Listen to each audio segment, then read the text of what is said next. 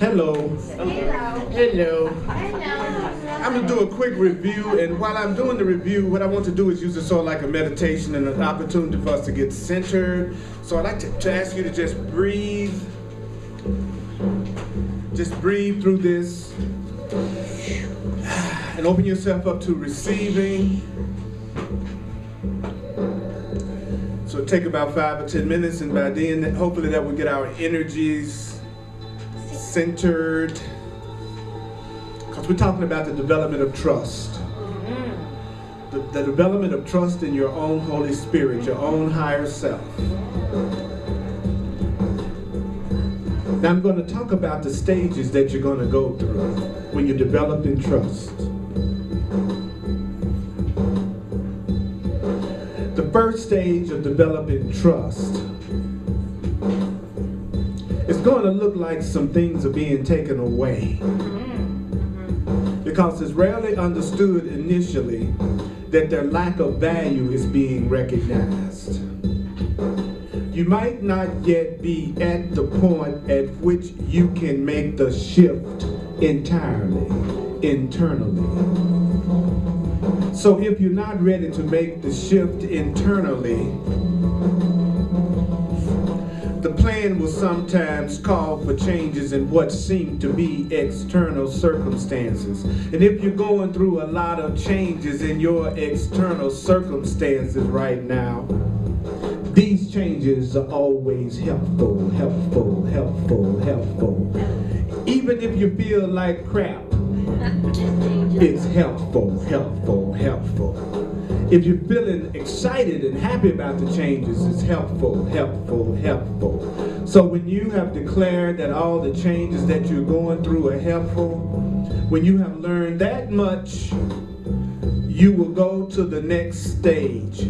So internally, claim for yourself that the changes that you're going through right now are helpful.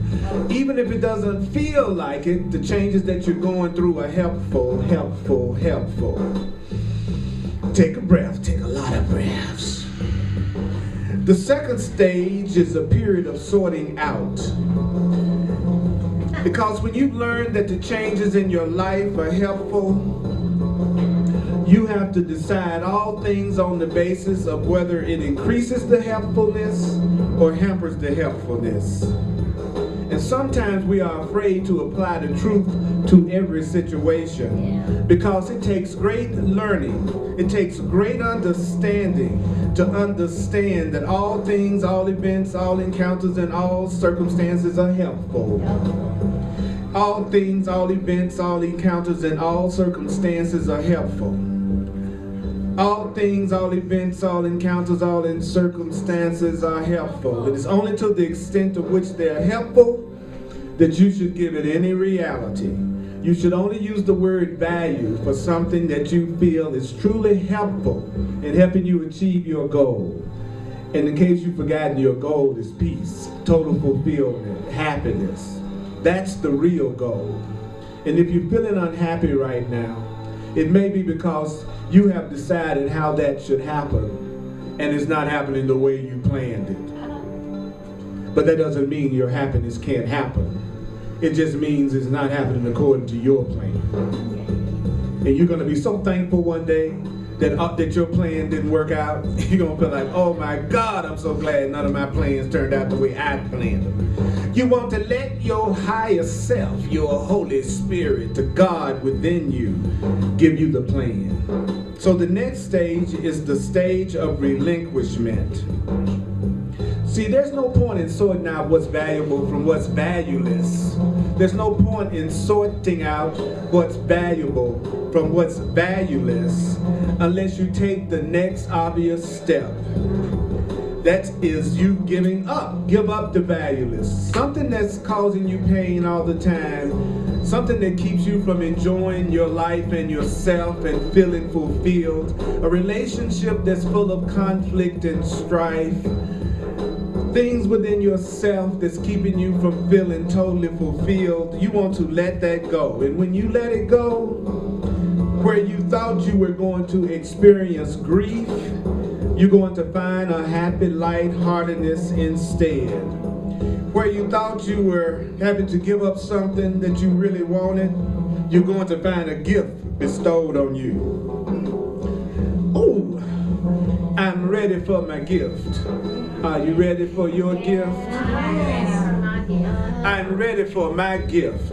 Are you ready for your gift? I'm ready for my gift. Now, there's going to come a period of settling down when you release the stuff that you see as valueless.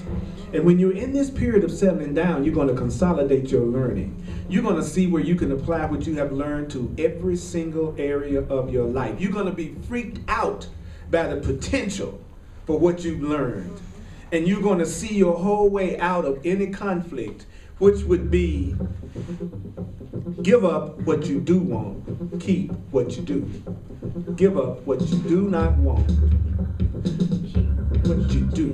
Give up what you do not want and keep what you do. Give up what you do not want and keep what you do. Give up what you do not want and keep what you do. Give up what you do not want and keep what you do. Give up what you do not want and keep what you do. That means keep what you want to keep and give up what you don't want. It means keep what you want to and give up what you don't want. When you're ready to go on to the next stage after that, this is really good news. After you give up what you don't want and you keep what you do want, you're going to go on with mighty companions beside you. You're going to move to your goal with mighty companions beside you. I can see you have mighty companions beside you. You will not go on from here alone. You will not go on from here alone. You will not go on from here alone. You will not go on from here alone. You will not go on from here alone. You will not go on from here alone. You will not go on from here alone. Take a breath, take a breath, take a breath, take a breath, take a breath, take a breath, take a breath, take a breath. The next stage is a period of unsettling. When you finally recognize that you didn't even really know what was valuable and what's valueless. So you have to learn how to lay aside your judgment. And the way you lay aside your judgment is this. You ask only what you really want in every circumstance. Ask only for what you really want in every circumstance. Ask only for what you really want in every circumstance. Ask only for what you really want in every circumstance. Not what your society says you should want. Not what your past says you should want. Not what your family says you should want. Not what your friends say you should want. Not what even you said you should want based on your old self. But now you want to ask for what you really want. And the Course in Miracles helps us out in that by telling us basically what that is. What you really want is to know your real self. What you really want is to know your real self, your divine self, your spiritual self, your unlimited self. Because when you get in touch with your unlimited self, all the other problems that you think you have will instantly be remedied, healed, and released. Because every problem is an identity problem. You've forgotten that you're a child of God. Every problem is an identity problem. You've forgotten that you are all powerful. Every problem is an identity problem. Now you think you're just a person trying to make it. Every problem is an identity problem. You are an unlimited spiritual being having a human experience. You're an unlimited spiritual being having a human experience. You're an unlimited spiritual being having a human experience. I am an unlimited spiritual being having a human experience.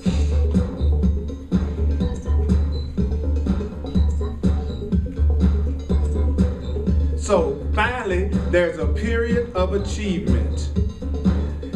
And you realize that you can consolidate your learning and you can use all your new learning in all emergencies as well as tranquil times.